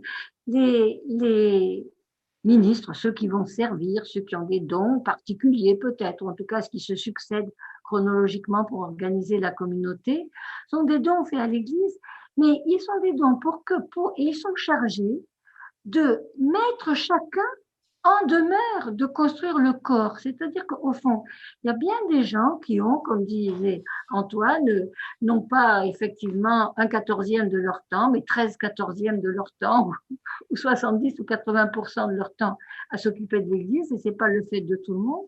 Mais ceux-là ont pour mission de veiller à ce que chacun puisse prendre sa place là où il est, à sa place. Et au fond, c'est ça le type d'organisation qui serait le plus nécessaire. Il s'agit pour tous les chrétiens de faire entendre leur voix. Au fond, le pape l'a fait aussi dans cette constitution apostolique, Episcopalis Communio. Au fond, il y a ce que la tradition a appelé le sens de la foi des fidèles, sensus fidei fidelium. Et c'est ce sens de la foi qui appartient aux fidèles qui a du mal à se faire entendre. Mais c'est de notre responsabilité aussi. Alors, je vous pose une question qui nous arrive par Internet. C'est de Jean-Philippe qui dit ceci. « Tout ministère devrait se définir comme une contemplation de ce qui naît de l'esprit en ce monde et partant comme un service de l'unité entre les générations, les milieux, les traditions et les engagements, ou prend corps une nouvelle vitalité ecclésiale. » C'est une citation de Monseigneur Defoy, ancien évêque de Lille. Alors, service de l'unité, donc non seulement de l'évêque, mais de tout ministère. Qu'en pensez-vous? C'est parfait. C'est parfait. C'est parfait et parfaitement difficile, il faut aussi reconnaître. Parce qu'on le sait bien, il faut quand même être honnête, on le sait bien dans notre propre entourage le plus proche, la famille, l'entourage proche, servir l'unité, c'est une sacrée affaire. Pour le coup, c'est pas simple. Et chacun là on bute devant peut-être ce qu'on peut appeler le péché, le problème du mal ou nos propres difficultés, mais c'est difficile. C'est difficile, il faut le reconnaître. Après, il faut y travailler ensemble. C'est entièrement juste ce que dit Roselyne, et ça me rappelle un exemple sur lequel je médite depuis que je suis arrivé à Notre-Dame d'Espérance. On est comme à l'ancien centre pastoral, comme à Saint-Marie-sur-les-Murs, c'est-à-dire que l'équipe d'animation pastorale est élue. On peut l'interpréter en deux sens, et on ne s'en prive pas. Premier sens, ça lui donne une légitimité, donc on est dans le pouvoir. Deuxième sens, ça lui donne une représentativité, parce que s'ils sont élus, il se trouve bien qu'un jour, il y a un groupe de personnes âgées qui a réussi à porter ses voix, vers une autre personne âgée qui est là et qui va porter ce genre de soucis, ou un jeune ou une femme chef d'entreprise etc. Et ça, c'est ça qui me semble important. C'est que dans les lieux où s'exerce la responsabilité, au sens qu'on a dit, voilà, pas le responsable qui décide pour, mais le responsable de l'autre, le responsable pour l'autre, il y ait la diversité représentative des diversités. Voilà. Avec ce que ça suppose d'effacement et en même temps de maintien de sa position. Si je parle en fonction de ce qui est en moi, parce que je suis fatigué, parce que je suis hyperactive ou au contraire parce que j'ai beaucoup de temps, eh bien, je dois accepter qu'un autre aura un autre point de vue et que la décision, ça ne sera peut-être pas la mienne à la fin. Mais il est urgent. En fait, c'est déjà en route en un sens. C'est déjà en route parce que l'immobilisme, voilà, il s'effondre de lui-même. Enfin, il s'effondre de lui-même. Ce qui est immuable ne demeure jamais. Ce qui demeure, c'est ce qui est muable. Et, il est hyper urgent de la pluralité représentative dans les lieux où s'exerce la responsabilité, le choix, les orientations. Sinon, c'est juste s'aveugler complètement. S'aveugler complètement. Sur la connaissance du monde, la connaissance de ceux à qui on porte l'évangile, la capacité de l'inculturer, de l'incarner, de le dire, de le vivre, de le transmettre à la génération d'après ou à la génération d'avant. Voilà. De faire communion, ce qui est quand même, tiens, je pense qu'entre la Portugal et la France, on a marqué un but. On vient de marquer un but, effectivement. On l'entend dans la rue. On a tout de même l'impression qu'il y a un problème en ce qui concerne la conception du ministère épiscopal et que, assez souvent, nous sommes devant des affirmations ecclésiologiques, théologiques très profondes, mais que, dans la réalité, nous assistons à une sorte de fiction. On le voit bien dans les grandes métropoles où il y a un évêque titulaires du lieu et les évêques auxiliaires, qui sont par ailleurs évêques d'un lieu qui n'existe pas, mais qui a existé dans le passé. On est là dans une sorte de fiction ecclésiologique. Ça fait partie de la tradition, c'est tout à fait admis, mais ça pose tout de même un problème de fond en ce qui concerne justement la compréhension du ministère. Parce que comment voulez-vous qu'un évêque puisse vraiment connaître son peuple? Comment voulez-vous qu'il puisse être à l'écoute de ce peuple? C'est ce qui se passe dans nos métropoles, où on accepte au fond le ministère comme service, et alors on est à l'écoute du peuple 24 heures sur 24, mais tout de même, les évêques aussi ne sont pas des surhommes. Et il y a quand même un problème qui concerne la compréhension du ministère épiscopal, je dis dans les grandes villes, mais pas seulement. Dans notre société qui a des règles tout à fait différentes de fonctionnement, qui est sensible aussi à d'autres valeurs, la démocratie, vous l'avez rappelé. Donc, il faudra... Est-ce que la théologie aujourd'hui, est-ce que la réflexion théologique, la réflexion ecclésiologique a pris le temps de réfléchir justement, pardonnez-moi la répétition, sur cette question du rôle des évêques, de l'épiscope aujourd'hui, de l'épiscopos plutôt. Je pense sûrement qu'il y a des gens qui ont écrit. Oui. Il y a des gens qui travaillent. Oui, des gens qui travaillent. Dans la question de Pietro, j'entends une qui s'adresserait assez volontiers à Roselyne. Parce que l'évêque de l'Antiquité, au fond, si on prend le cas de Paris, il serait l'évêque d'un arrondissement. Oui, même pas. Même pas, voilà. Et est-ce qu'il y a un modèle réaliste là-dedans à trouver? Est-ce qu'il y a quelque chose de réaliste à dire qu'on n'est pas évêque de 2 millions de personnes, mais on est évêque de 20 000, quoi? Est-ce qu'on pourrait imaginer, enfin, tu vois, ou est-ce que c'est impossible? Oui. Normalement, ça s'était fait sous la forme à mon avis, sous la forme du curé, celui qui prend soin d'eux, d'un petit groupe plus restreint. Et au fond, finalement, celui qui est proche du groupe de personnes, c'est le curé plus que l'évêque, me semble-t-il. Et du coup, mais alors après, c'est pareil dans la démocratie, là, on hiérarchise les représentants et on remonte au fond à une organisation centralisée c'est elle qui fait problème finalement. Je vais dire pourquoi Pietro a pensé au texte de François. Parce que François, c'est pas un homme de gouvernement, il gouverne à la manière d'un prophète. Il dit des choses et il fait pas la réforme derrière d'ailleurs. Il dit des choses. Et est-ce que c'est pas une figure de l'évêque qui serait à favoriser aujourd'hui? Un peu la figure du prophète, alors qu'aujourd'hui, on a un peu le sentiment que ce qu'ils appellent mission d'unité, c'est en fait une mission de stabilisation. De stabilisation. Et d'organisation. Et qu'on se demande si le bien commun qu'il vise, c'est le bien commun de l'Église ou le bien commun du clergé. Parce que c'est du clergé dont ils ont une certaine connaissance, certaines, dans le meilleur des cas. Aujourd'hui, commence à poindre le souci de tous ces prêtres qui ont 25, 30 paroisses et qui, voilà, sont dans un état de santé souvent très, très médiocre. Parce qu'on n'a pas fait attention à la ressource humaine qu'ils sont, justement, à leur dignité de prêtre, même. Vous voyez, c'est pas que les baptisés, il y a une espèce, comme s'il y avait une fatigue institutionnelle, parce que le modèle institutionnel, comme disait Pietro, ne correspond plus à la capacité des hommes à le porter. Quel homme peut porter cette charge? Quel homme peut porter cette charge avec les médias d'un côté, les tweets, et la porter au sens où le dit le concile, c'est-à-dire comme un père.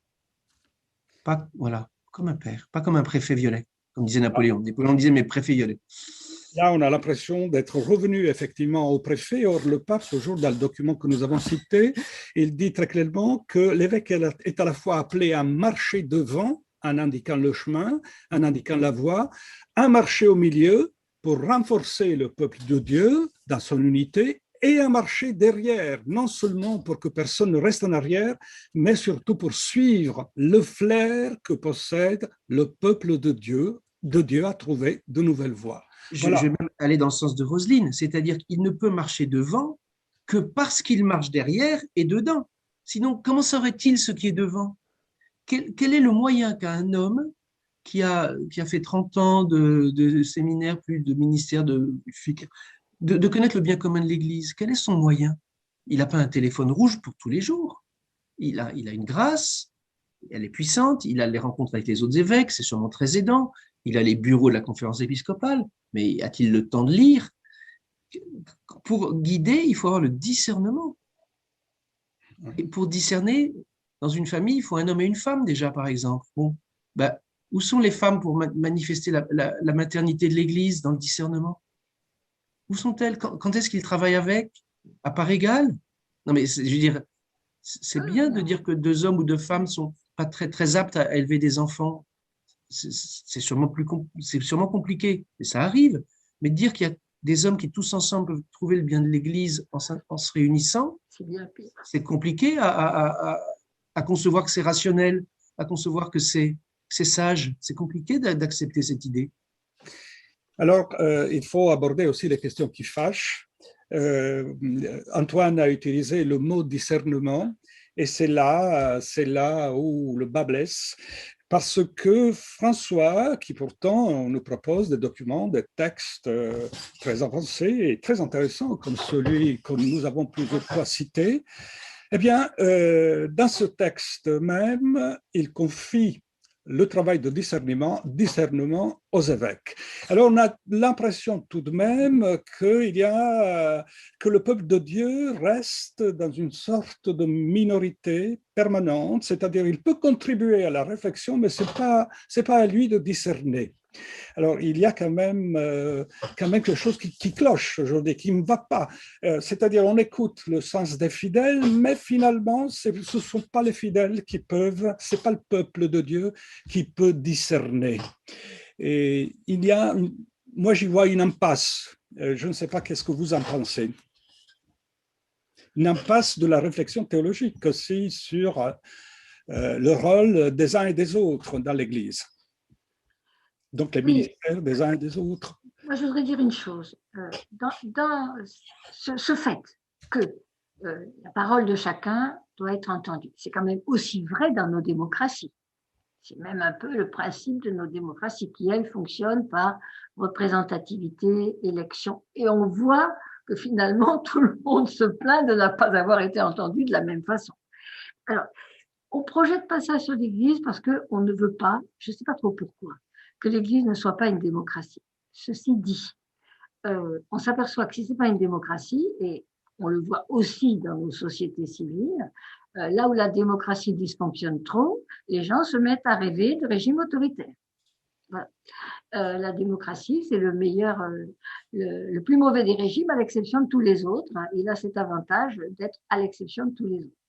Alors, je me dis, il faut quand même que l'Église se rende compte que même si elle n'est pas une démocratie, elle risque à jouer la hiérarchie, de sombrer dans les mauvais régimes, au lieu d'essayer un embryon de démocratie et de représentativité, et d'assemblées constituantes et d'assemblées qui se rencontrent, qui ne sont peut-être pas des organes de gouvernement, mais qui sont au moins des lieux où on entend les choses se dire.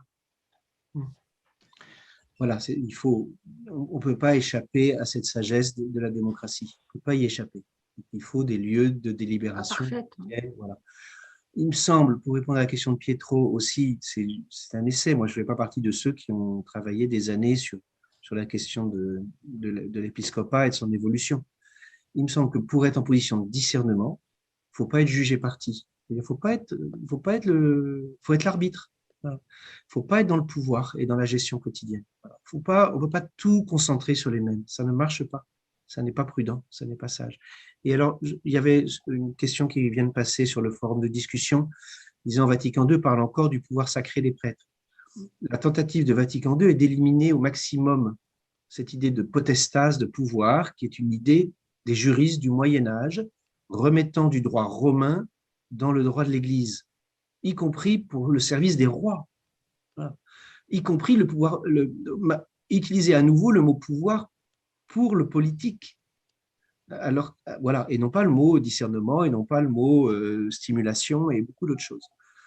Donc, ce mot est destiné à être éliminé. Et je suis stupéfait, mais je ne m'y attendais pas, je suis naïf, qu'il redevienne comme légitime et le moyen normal d'exprimer sa fonction.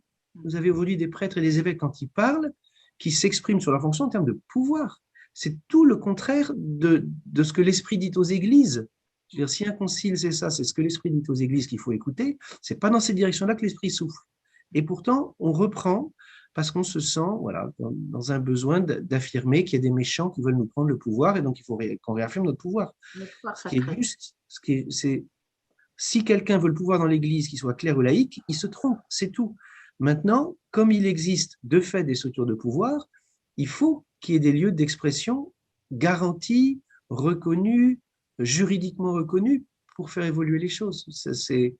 On sait bien qu'une organisation qui serait purement charismatique risquerait de tourner, elle aussi, à la dictature. Il faut qu'il y ait un respect du droit, il faut qu'il y ait des institutions. Mais ce à quoi l'Évangile nous appelle, c'est une conversion. Et tous les mots s'usent. Moi, je dis la responsabilité pour autrui au sens de Lévinas. C'est ça, c'est-à-dire autrui, mais transcendant. Et donc, je n'ai pas de pouvoir sur lui. À la limite, c'est lui qui a du pouvoir sur moi, c'est-à-dire de me donner mes devoirs. Ou dans le sens de l'article 1 de la Déclaration universelle des droits de l'homme, tous les hommes naissent libres et égaux en droit, etc. Et, l'article 1, et sont soumis, c'est pas le mot soumis, au devoir de se comporter de manière fraternelle. C'est ça, c'est la responsabilité pour autrui. La Déclaration des droits de l'homme, elle inclut dans son premier article un devoir de... Et c'est ça pourquoi il y a l'Évangile, c'est pour ça que Jésus est venu, c'est pour ça que Bouddha est venu, c'est pour ça que, je veux dire, c'est ce que l'Esprit Saint essaye de dire de toutes les manières, quoi. Et qu'il n'arrêtera pas de dire parce qu'on est tous une patte lourde. Et moi, le premier. Alors, s'il faut revenir un tout petit peu là sur cette histoire de pouvoir sacré, il faut quand même aussi dire que Vatican II reste un texte de compromis. Vatican II n'est pas un texte lisse, malgré les apparences d'une écriture romaine qui rend les choses un peu illisibles. C'est un texte de compromis, on le sait bien. Donc, effectivement, on peut le tirer dans un sens et on peut le tirer dans l'autre. Après, il faut voir quel est le sens qui me paraît le plus évangélique et qui est le plus porteur pour l'Église. Maintenant, si on revient à ce que tu disais tout à l'heure sur le fait qu'il y a nécessairement du pouvoir quelque part, et nécessairement des organes représentatifs qui prennent du pouvoir, il y a quand même l'idée qui reste aussi l'idée démocratique forte, et tu l'avais évoqué, des contre-pouvoirs. Et c'est quand même comme ça que ça fonctionne. Et là aussi, l'Église n'a pas mis en place, n'accepte pas de mettre en place des contre-pouvoirs ou des lieux de confrontation suffisamment institués et suffisamment honorés pour que les vrais débats s'y discutent publiquement. Oui, les contre-pouvoirs, c'est aussi une très grande question. C'est que les Marc Gourand qui dit ceci, ce désir de prendre une responsabilité, être acteur de sa foi, semble le grand absent de ceux qui se disent catholiques actuellement. C'est ce que je disais au début, c'est aussi les catholiques qu'il faut convaincre. Ce n'est pas seulement les évêques. Ce sont d'abord, pour moi, ce sont d'abord les catholiques qu'il faut convaincre. Jean-François Petit, qui écrit ceci, je voudrais simplement signaler à la suite du père Maurice Vidal que depuis des années, certains ecclésiologues demandent une réforme en profondeur du fonctionnement des synodes, sur représentation de l'équipe préparatoire, travaux en groupe linguistique cloisonné, temps de parole limité à 7 minutes, rôle négligeable des experts et des invités. Mais il faut dire que sur cette voie, le pape est allé très, très, très loin. Hein. Là, il faut lire la Constitution aussi dans la partie réglementaire, parce que la consultation du peuple de Dieu dans son ensemble, chaque baptisé, dit le pape, est un des objectifs. Est-ce qu'on pourra tenir un objectif comme celui-là? Ça va être très difficile, mais tout de même, c'est un objectif fixé dans cette constitution. Donc, consulter chaque baptisé.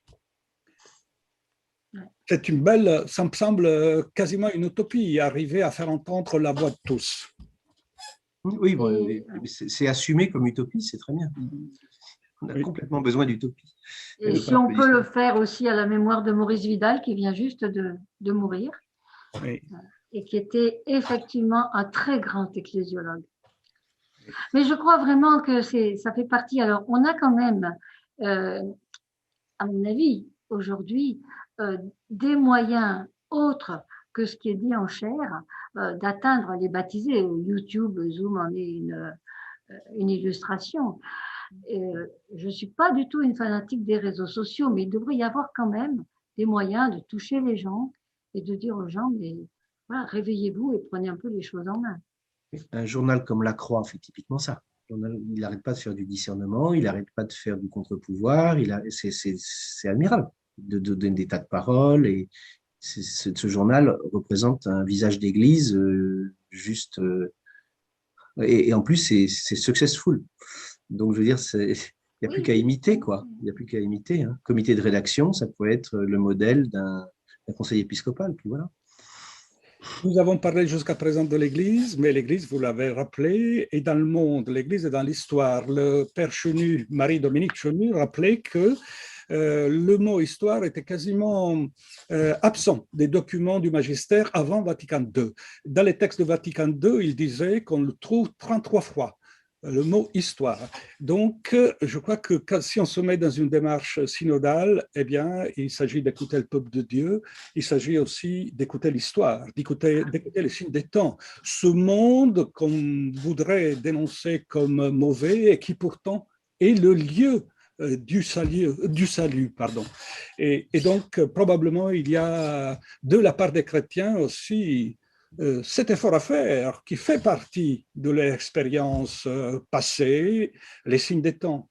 Être à l'écoute des signes des temps. Il n'y a pas de synodalité sans cet effort d'écoute de l'histoire, de ce que l'histoire nous dit.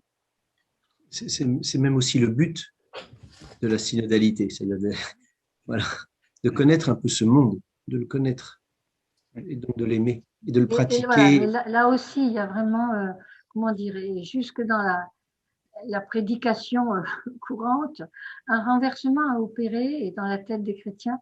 Ce monde n'est pas mauvais. On enseigne quand même encore, et beaucoup, dans les séminaires et ailleurs, et ça revient que d'abord, au commencement, il y a eu le péché originel. Je suis désolée. Au commencement, il y a la bénédiction de Dieu. D'abord. Voilà. Et ce monde est d'abord béni et aimé. Après, ça va mal. Ça, j'allais dire, sinon, ça ne serait pas drôle. Mais voilà, non, mais ça fait partie de la, à mon avis, de ce qui doit être modifié aussi dans le point de vue, la mentalité, la façon d'être des croyants et probablement aussi de beaucoup de gens. On peut dire que l'esprit est à l'œuvre, toujours. Il y a eu deux questions là sur le discernement. Est-ce que les prêtres ont un talent particulier? Ça se saurait. Et Il y en a. oui, bien sûr, pourquoi pas, ça n'est pas interdit. Et l'autre sur avec les signes des temps. Donc, je veux juste partager encore une fois une expérience. L'année pastorale qu'on vient d'achever, c'était très compliqué à vivre en paroisse, pas simplement parce qu'elle pouvait être le lieu de décisions extrêmement brutales, mais aussi parce qu'il y avait d'autres décisions brutales qui étaient confinement, déconfinement, et puis l'impact sur l'affectivité des gens, l'inquiétude, l'angoisse, etc. Et le fait d'avoir une EAP comme ça représentative, où on peut discuter les choses et où à un moment donné, parce on commence toujours par la prière, parce qu'on est dans l'écoute mutuelle, à un moment donné, c'est pas forcément ma décision, pensera quelqu'un qui sera retenu, mais elle sera devenue mienne. Ça a permis, c'est ça le discernement, finalement, de proposer à la paroisse un équilibre entre sécurité et liberté qui convenait, et ça a collé, c'est-à-dire qu'il y avait le maximum de personnes possibles qui venaient aux activités. Est-ce qu'on décale ou est-ce qu'on fait? Est-ce qu'on supprime ou est-ce qu'on fait par Zoom? C'est hyper fin comme réflexion, et il n'y a pas une vérité. Et à la limite, il n'y a même pas un signe des temps. Il y a un devoir de se concerter à plusieurs pour entendre la diversité des voix, et c'est de la diversité que vient la fécondité qui va permettre à une communauté de se sentir reconnue là où elle en est, et donc d'adhérer à une proposition qui vient de l'EAP. On vous donne rendez-vous tel jour pour faire ça. Ce n'est pas l'Assemblée elle-même qui s'est donné rendez-vous, mais en y adhérant, en y venant, en s'y sentant reconnu dans son angoisse, respecté, et dans ce besoin d'être un petit peu quand même mis en mouvement, faire quelque chose et non pas d'être juste dans son canapé. Voilà, c'est ça le discernement. Et là, si un prêtre, en tant qu'il préside l'Eucharistie, a pris l'habitude de se dire « je suis serviteur de celui qui donne la priorité à la parole des autres », si c'est ça que lui a enseigné le ministère de la présidence de l'Eucharistie, tant mieux, mais ça peut l'avoir enseigné à n'importe quel chrétien, puisque c'est regarder Jésus. C'est regarder Jésus. Voilà. Mais c'est vrai que le prêtre, comme il est pour le coup à 100% dans la paroisse, s'il y a des divisions, il va immédiatement forcément toutes les souffrir, comme dit Paul. Mon souci, c'est toutes les églises, c'est tout le monde, parce qu'il est à 100% dedans. Si je suis qu'à 40% dedans, je souffrirai à 40% de ça, et puis j'aurai 60% de joie dans ma famille ou dans mon boulot à côté. Ou d'autres soucis à côté. Il a une espèce de sismographe ou de compteur Gégère de la... Et pourtant, tout à l'heure, Roselyne nous a dit, mais la division, elle est aussi peut-être un don des chrétiens. C'est très profond, ça, comme l'innovation. C'est peut-être pas au sens de la haine, mais au sens où la division, c'est de maintenir son point de vue. Et voilà, c'est-à-dire, tu as compris que voilà, il n'y a ni juif, ni grec, ni esclave, ni l'homme, ni la femme, mais tous, vous avez revêtu le Christ. Ça veut dire donc chacun aussi, même si c'est ensemble que ça a du sens. Une toute dernière question. Le pape François, dans ce chemin synodal, dans cette démarche synodale, rappelle quand même qu'il n'y a pas de synode possible véritable en Église sans deux boussoles. La première boussole, c'est la parole de Dieu, c'est le Christ lui-même qui se fait parole. Et la deuxième boussole, ce sont les exclus. Donc, pas de démarche possible, pas de démarche synodale possible sans ces deux boussoles. On n'avance pas si on oublie, si on met de côté ces deux aspects. Je pense que vous êtes d'accord. Oui, c'est complètement vrai. Oui, mais il faut le penser. Il y a l'élu qui est Jésus et les exclus, et c'est la même chose. L'élu va prendre la figure de l'exclu radical sur la croix. Roselyne? J'ai une lecture un petit peu... Bon, je ne sais pas si elle est juste, mais je me dis aussi qu'il y a les exclus, évidemment, on le sait bien, ceux qui sont toujours qu'on ne regarde même pas.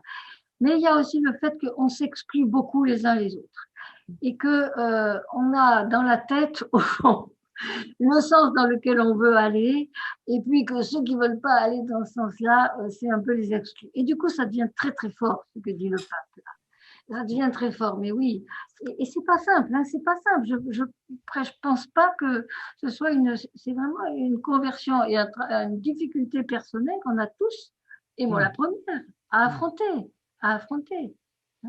Accepter que, ben voilà, et c'est vrai aussi en démocratie, hein, j'ai pas toujours raison, et malheureusement, c'est pas toujours là où j'ai voté que ça marche. Alors après, il y a des limites, et là aussi, c'est affaire de discernement. Mais il y a d'abord le fait qu'on exclut très vite. C'est ce que tu disais au début sur la phrase de Paul.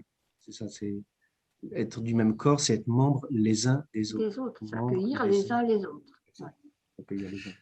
Et pas attendre, parce que le Christ n'a pas attendu qu'on l'accueille pour accueillir, pas attendre que les autres vous accueillent. Ça, c'est aussi dur. Merci à vous deux pour la richesse de cet échange. J'espère que nous aurons le plaisir de vous entendre à nouveau dans nos débats à Saint-Méry hors les murs. Merci à tous ceux qui nous ont suivis et la parole à Guy maintenant pour une conclusion. On ne peut pas conclure une route. Ça nous a été dit tout à fait au départ.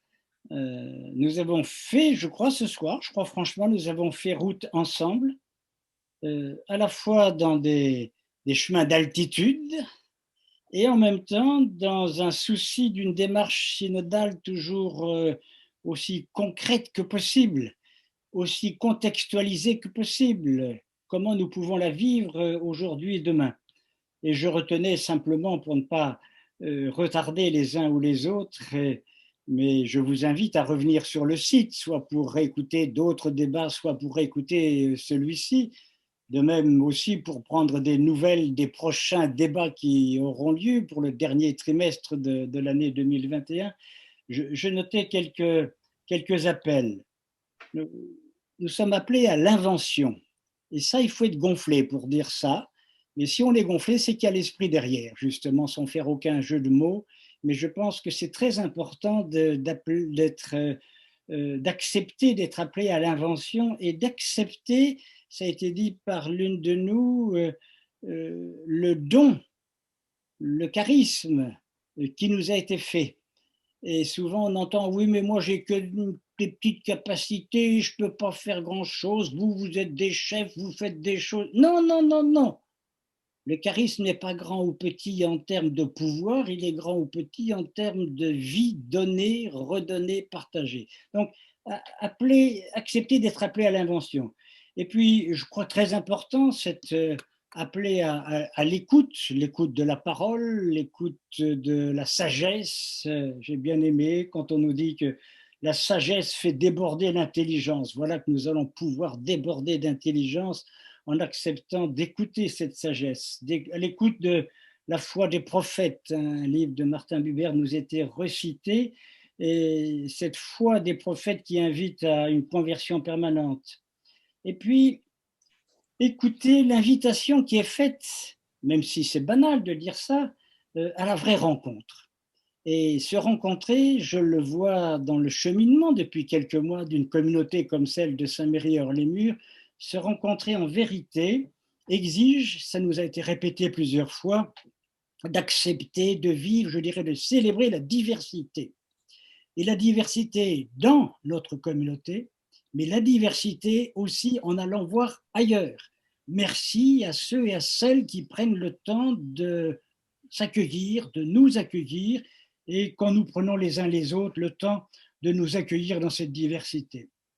Et puis peut-être, non pas pour terminer, mais pour rendre encore plus riche cette écoute, l'écoute des signes des temps. L'écoute des signes des temps, ce n'est pas simplement l'étude intellectuelle des problèmes du monde, c'est qu'est-ce que je ressens comme une parole, comme une invitation à travers tel ou tel événement tout proche, événement plus lointain. Voilà, chers amis, grand merci à nos intervenants, notre animateur, à notre technicien informatique, et grand merci à chacune et chacun de vous qui nous avez accompagnés ce soir.